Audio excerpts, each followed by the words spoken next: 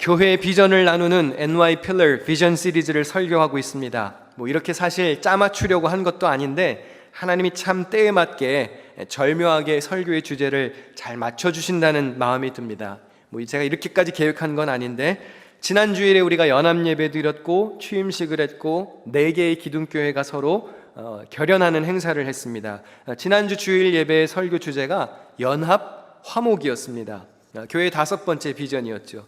그리고 오늘 취임 후 첫 번째 맞는 주일에서는 전통과 변화에 대한 말씀을 전하게 되었습니다. 우리 교회의 6번째 비전, 전통을 존중하되 시대에 따라 변화를 시도할 수 있는 교회입니다.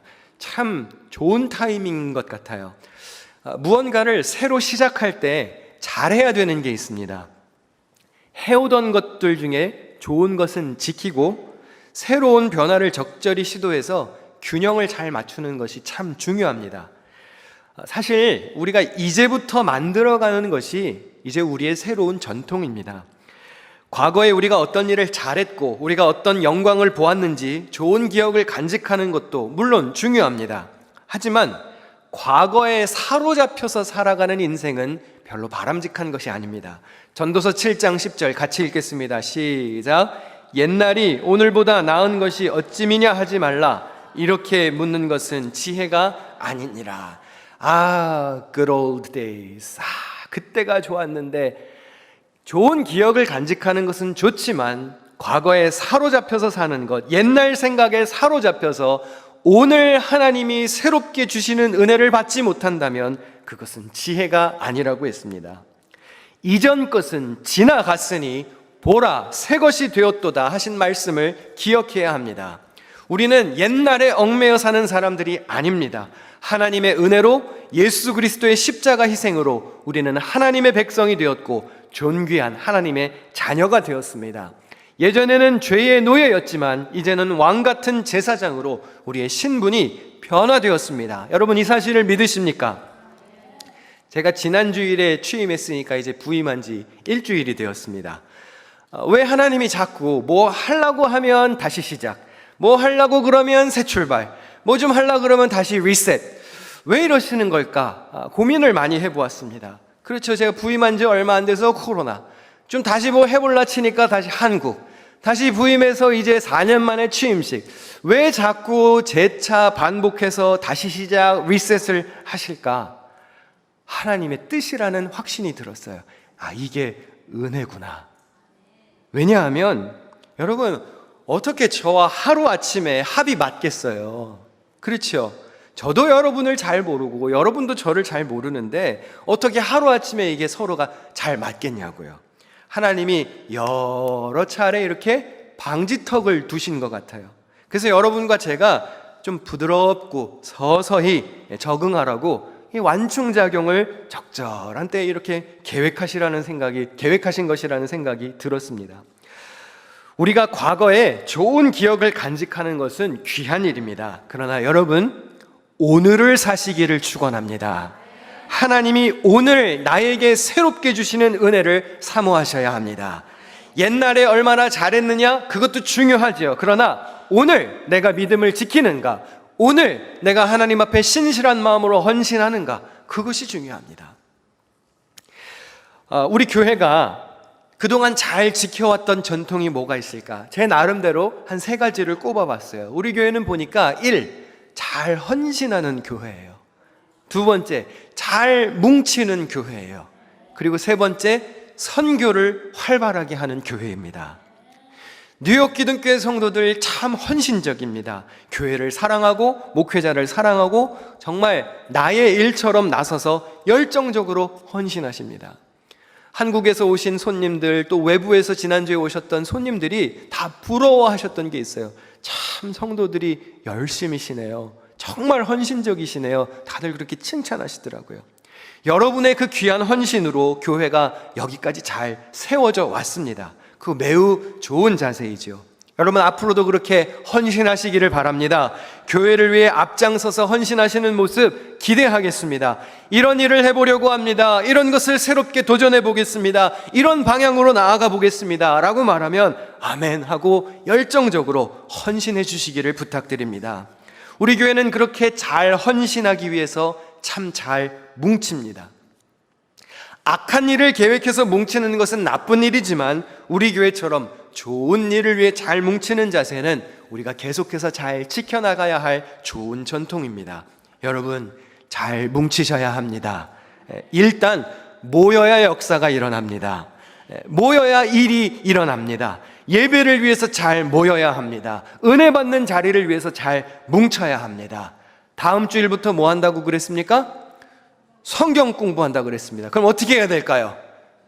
뭉쳐라 해. 잘 모여야 돼. 너도 나도 수강 신청 막 빨리 저 수강 인원이 차서 수강 마감이 되어야 되는 거예요. 할렐루야. 수강 신청하시기를 바랍니다. 부흥회합니다. 성경 공부하세요. 선교지 갑시다. 비전 트립입니다. 전도하러 나갑시다. 이런 선한 일을 위해서 잘 뭉치는 교회가 되시기를 축원합니다. 우리 교회는 선교를 활발하게 하는 교회로 알려진 교회입니다. 가깝게는 이웃들과 또 지역 사람들에게, 멀게는 해외 선교지까지 앞으로도 복음을 확장시키는 일에 최선을 다해야 합니다. 복음을 전하기 위해 직접 가기도 하고 물질과 자원을 보내고 지속적으로 관심을 갖고 기도하면서 이 땅에 하나님의 나라가 임하도록 힘써야 합니다. 내년에 아프리카 모잠비크 단기 선교를 가보려고 계획한다고 그랬죠. 7월 달에 가보려고 계획 중입니다. 단 몇 명이라도 모집해서 같이 가보려고 합니다. 근데 여러분 잘 들으세요. 저 혼자서는 안 갈 겁니다. 혼자는 안 갈 거예요. 한 명이라도 데리고 갈 겁니다. 벌써 관심을 보이는 이도 있습니다. 목사님, 아프리카는 너무 먼 것 같아요. 그러세요? 그럼 가까운 데도 슬슬 계획해 보려고 그래요. IT도 가보고, 멕시코도 한번 생각해 보고, 인도네시아, 네팔, 여러 우리 선교사님들이 연결된 지역에 차례차례 선교지를 방문해 보려고 합니다. 여러분, 선교지에 가봐야 알아요. 백날 영상 보여주고 사진 보여주고 선교 보고 들어봐야 직접 가서 보지 않으면 왜 선교를 해야 되는지 100번 설명해줘도 몰라요. 가보실 수 있기를 바랍니다. 이런 일에, 선교하는 일에, 복음을 널리 퍼뜨리는 일에 동참하는 교회가 되시기를 소망합니다. 우리 교회가 앞으로 또 새롭게 세워갈 전통은 뭐가 있으면 좋을까 꼽아보았습니다.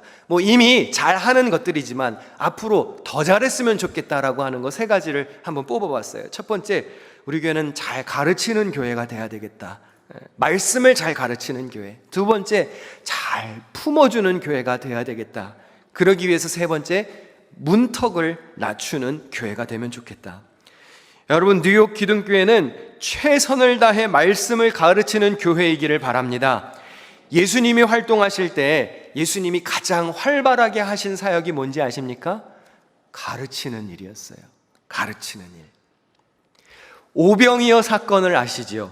물고기 2마리와 빵 5개로 성인 남자만 5,000명을 먹이고 12광주리가 남았던 그 기적의 사건. 여러분, 예수님이 무리에게 밥을 배식하시기 전에 먼저 하신 일이 있습니다. 마가복음 6장 34절 같이 읽을까요? 시작. 예수께서 나오사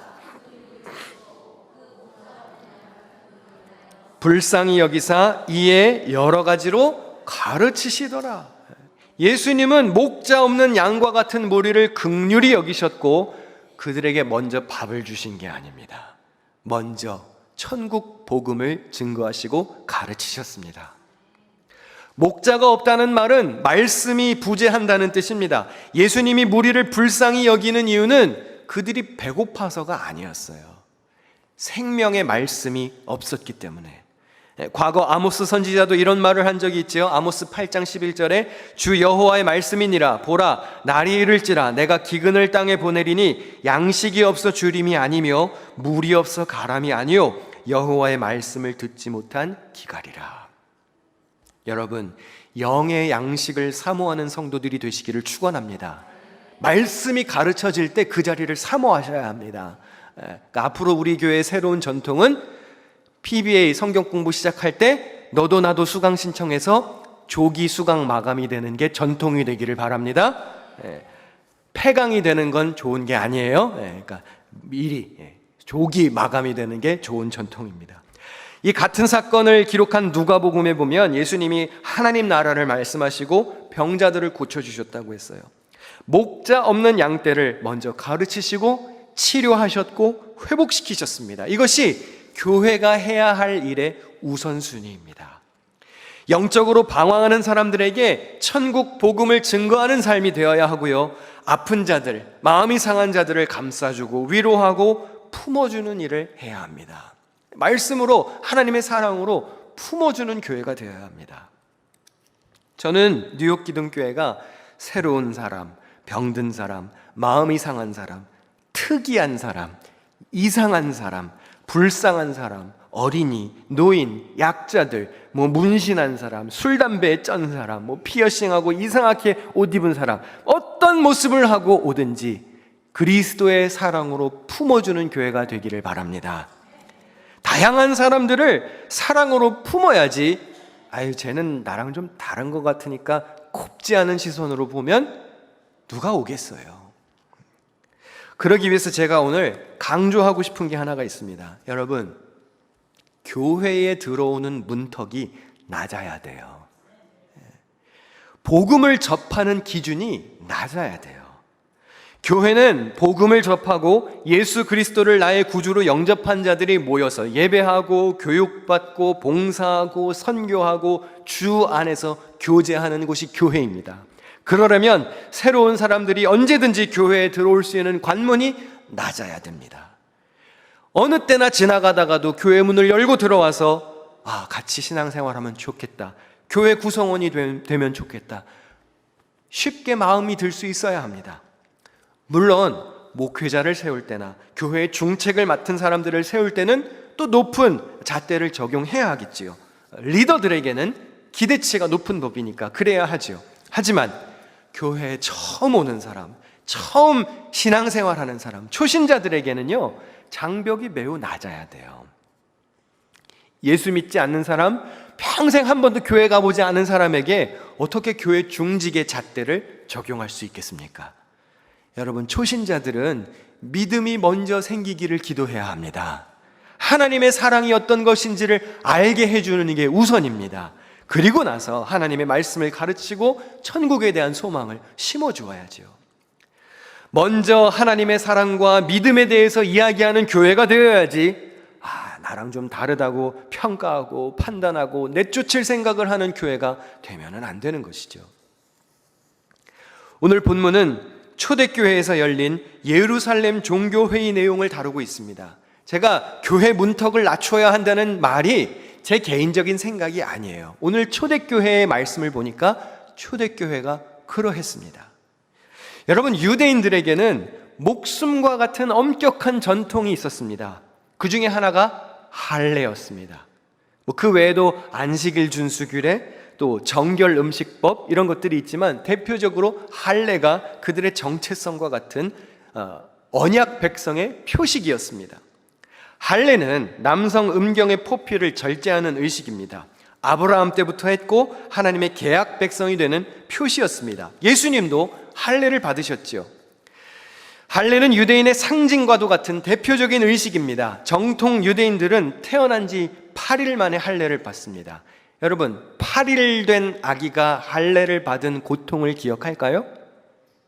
기억하지 못하지요. 여기 태어나자마자 포경수술한 남자들, 그때 얼마나 아팠는지 기억하세요? 왜 표정이 없으세요? 생각만 해도 끔찍한가요? 그런데 여러분, 성인이 되어서 할례를 받으면 어떨까요? 다 큰 어른이 할례 받으면 어떨까요? 생각만 해도 찌릿찌릿하죠? 당시에 변변한 마취제나 진통제도 없었습니다. 이거 상당히 위험과 큰 고통을 감수해야 하는 의식이었습니다. 그래서 성인이 되어서 복음을 접한 이방인들은 할례에 동참하기가 어려웠어요. 그런데 당시 전통적인 유대인들은 자기가 할례를 받았으니까 할례를 받은 사람들은 우월하고 할례 받지 않은 이방인들은 열등하다고 취급했습니다. 그런데 이 초대교회 안에는 전통적인 유대인 풍습을 지키는 신자들과 그로부터 또 자유로운 성도들이 뒤섞여서 신앙생활을 했습니다. 유대인들의 입장에서는 할례 받지 않고 나중에 복음을 접한 이방인들이 못마땅했습니다. 그래서 전통적인 유대인 신자들과 이방인 신자들 사이에 늘 갈등과 긴장과 충돌이 있었습니다. 이 할례에 대한 논쟁에 합의점을 찾지 못하면 교회가 두 종파로 쪼개지게 생겼어요.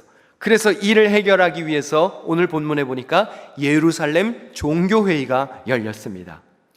전통 유대인들을 중심으로 모이는 예루살렘 교회의 대표단과 이방인이 주류였던 안디옥 교회의 대표단이 만나서 회의를 열었습니다. 쟁점은 이것이었습니다. 오늘 본문 조금 앞에 나오는 사도행전 15장 5절과 6절 다 같이 읽어보실까요? 시작. 바리사파에 속하였다가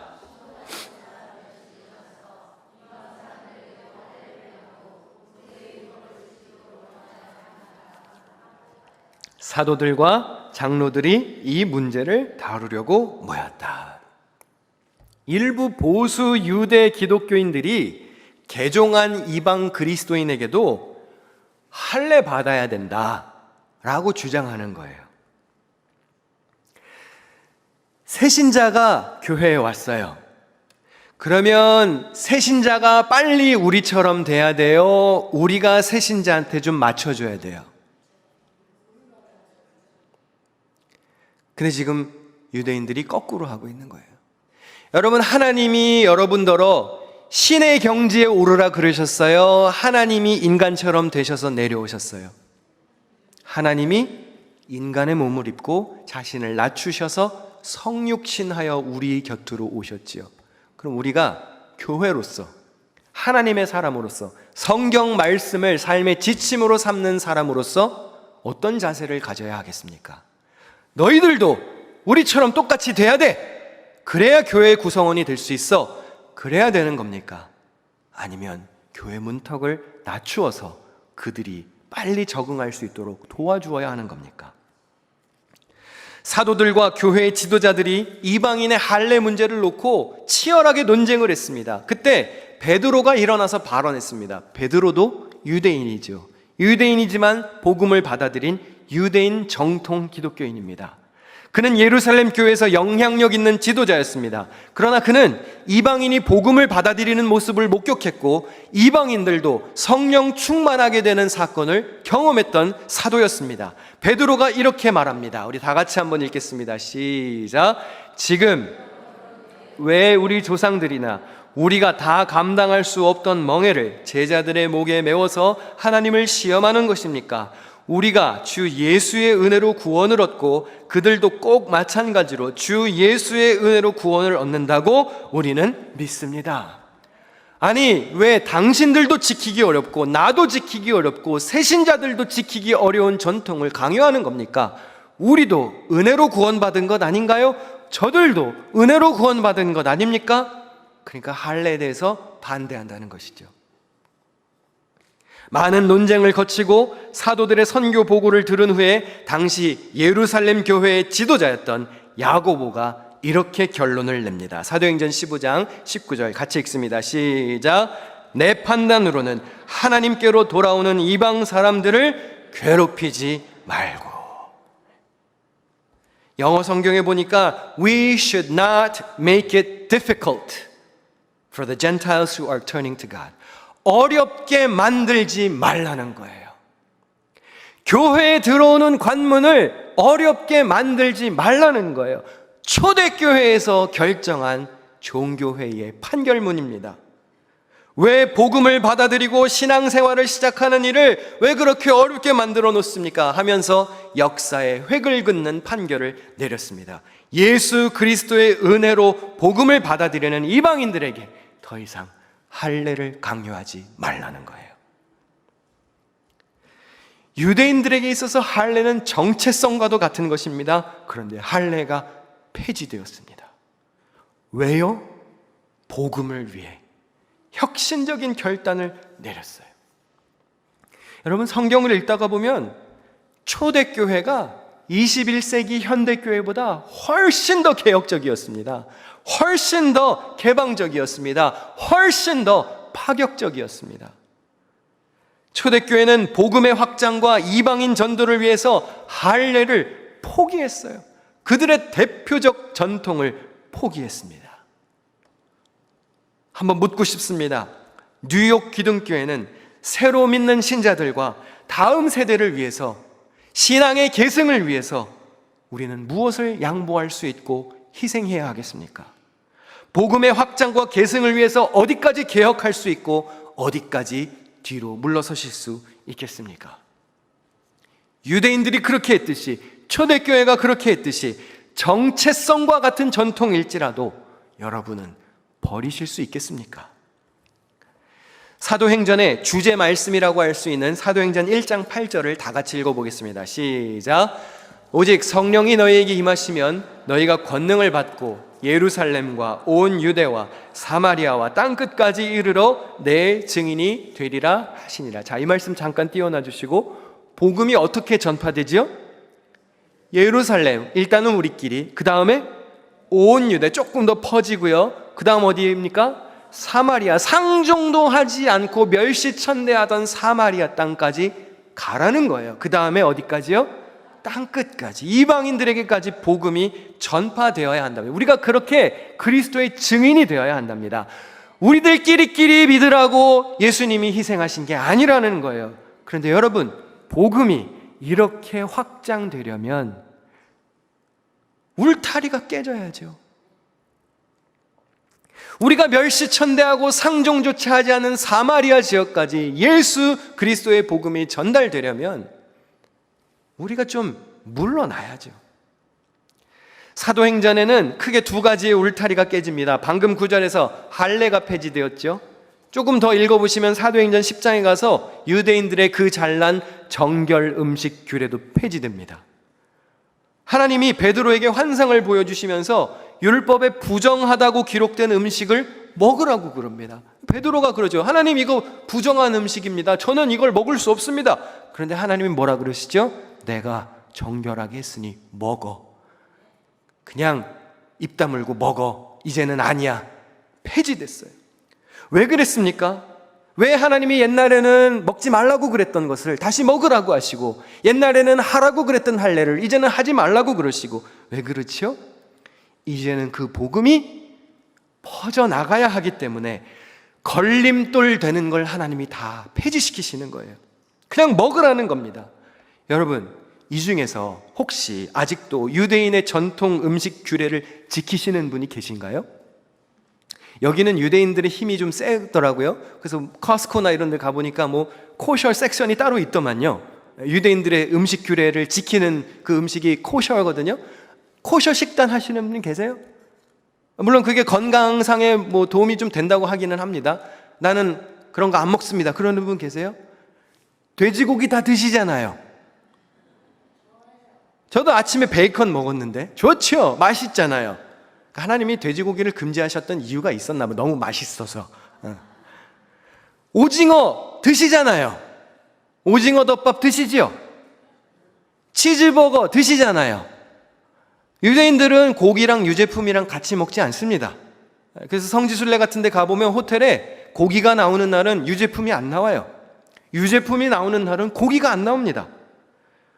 여러분, 우리가 왜 말씀드리나요? 우리가 지켜야 할 전통이 대체 무엇이지요? 복음의 본질, 말씀 이외에는 없는 겁니다. 우리가 깨트려야 할 것이 무엇인가요? 복음 이외의 부수적인 것들은 언제든지 내려놓을 준비가 되어 있어야 합니다. 복음 전파에 걸리적거린다면 과감히 포기해야 하는 거예요. 오해하지 마십시오. 전통이 다 나쁘다는 게 아닙니다. 그러나 오늘 나에게 주시는 하나님의 새로운 은혜를 받는 일에 방해가 된다면, 새로운 신자들에게 복음을 전파하는 일에 유익하지 않다면 우리의 잘난 전통이라 할지라도 과감히 내려놓을 수 있어야 하는 거예요. 초대교회가 그러했고 성경이 그렇게 말을 하고 있습니다. 아무리 좋은 전통이라도 복음 전파에 방해가 되면 안 되죠. 아유, 저 목사님은 너무 진보적인 것 같아. 아니요. 아유, 저 목사님은 너무 보수적인 것 같아. 아닙니다. 저는 단순해요. 제 주장은 성경에 나온 대로 하자는 거예요. 예수님이 하신 대로 하자는 겁니다. 그게 교회입니다. 그게 믿음을 가진 사람들이 걸어가야 할 길입니다. 예수님이 과격하게 하셨으면 우리도 라디컬하게 하는 것이고, 예수님이 지킬 걸 지키셨다면 우리도 지키자는 거예요. 이제 뉴욕으로 왔고 여기 사는데 필요한 절차도 마쳤고 지난 주일에 공식적으로 취임식도 했습니다. 이제 제가 여러분의 담임 목사로 목회하는데 뭐 걸리적거리는 거 이제 없지요? 뭐 또 남았나요? 없지요? 이제는 본격적으로 얼굴에 철판 깔고 목회해도 되겠죠? 취임 문답을 지난주에 했습니다. 서로 서약하면서 저도 아멘 했고 여러분들도 되게 크게 아멘 하시더라고요. 다 녹화되어 있습니다. 유튜브에 가면 다 나와 있고 화면에 다 나왔습니다. 공식적인 자리에서 우리가 서로 서약했습니다. 제가 여러분의 담임 목사로 취임한 걸 좋게 생각한다는 뜻이죠? 그런데 여러분, 말로만 하는 것은 아무 소용이 없고요. 이제는 몸이 같이 따라오셔야 합니다. 이제는 몸이 같이 따라오셔야 합니다. 이제는 이렇게 합시다. 그러면은 멀찍이 계시지 마시고 바짝 붙어서 거리를 좁히시고 그럽시다. 같이 합시다. 할렐루야, 아멘. 동참하는 교회가 되어야 합니다. 예수님이 뭐라고 그러셨죠? 가르쳐 지키게 하라고 그랬어요.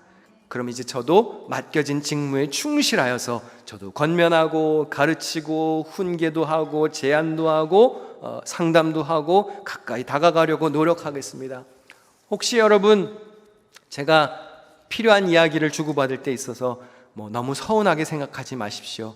여러분들에게 사랑으로 이끌어 가기 위해서 필요한 말도 하겠죠. 아무런 관심도 사랑도 없다면 본체 만체 하나 그러겠죠. 그렇지만 여러분, 우리가 서로 말씀 안에서 주 안에서 하나 되어서 좋은 교회를 잘 세워가는 일에 서로 노력하며 서로 같이 잘해보시기를 바랍니다. 뉴욕에서 정말 좋은 소문이 나는 하나님 마음에 합한 교회를 같이 만들어가기를 원합니다. 세상이 참 흉흉합니다. 그렇죠? 뉴스만 틀어도 참 슬픈 소식들이 가득하고, 근데 멀리 갈 것도 없습니다. 여러분, 저만 느끼는 건지 모르겠는데요, 원래도 심했는데 최근에 뉴욕에서 자동차 경적 소리가 더 요란해진 것 같아요. 그러니까 한국에서 이번에 오셨던 손님들도 다 한결같이 하셨던 말이에요. 아니, 왜 이렇게 1초도 못 기다리고 빵빵거리는 거예요? 그러시더라고요. 근데 저도 많이 느껴요. 코비드 이후에 더 심한 것 같고요, 한국에서 복귀하고 나서 많이 느낍니다. 왜 이렇게 인내심이 없지? 난 지금 가려고 하고 있는데 뒤에서 빵거리면 기분 나쁘잖아요. 근데 여러분, 흉볼 것 없어요. 그게 우리의 모습인지도 모릅니다. 우리 교회의 모습인지도 몰라요. 하나님은 노하기를 더디하신다고 그랬는데 우리는 인내하기를 더디하죠. 용서하는 일에 민첩해야 하는데 사실 우리는 버럭하는 일에 민첩하죠. 여러분, 좀 calm down 합시다. 좀 진정하고 좀 침착하고, 좀 1초는 기다려줄 수 있잖아요. 그렇죠? 좀 딴 생각 하나보다 그러고 한 3초까지는 그래도 좀 기다려주고, 경적으로 울릴 거면 좀 그냥 얌전하게 좀 눌러주고, 그냥 마치 그냥 불 켜지고 안 가나 두고 보자 이러고 경적에 손대고 있지 말고, 평정심을 잃지 말고 서로 좀 존중하면서 말도 좀 곱게 하시고, 할렐루야, 서로 존중하면서 그렇게 서로 귀히 여길 수 있기를 바랍니다. 호영호재하지 말고 반말하지 말고 신경질 내지 말고 우리 존대하면서 예의를 갖추고 서로의 직분을 존중하면서 그렇게 말했으면 좋겠어요. 여러분, 제가 여러 차례 말씀드렸죠. 교회 안에서는 형, 오빠, 언니, 동생 하는 거 청년부 시절까지는 괜찮아요. 그런데 여러분이 결혼하고 집사권자 장로 되었으면 형, 오빠, 누나, 언니 이제 그건 그만하는 거예요. 그건 집에서 그렇게 부르시고, 제가 여러분보다 대부분 어리잖아요. 그렇죠? 여러분 저보고 성민아 이렇게 부르시겠어요? 그러시지 않잖아요. 서로 존중하면서 교회에서 받은 직분을 귀히 여겨야 합니다. 그 사람의 직책을 불러주는 것이 존중하는 거예요.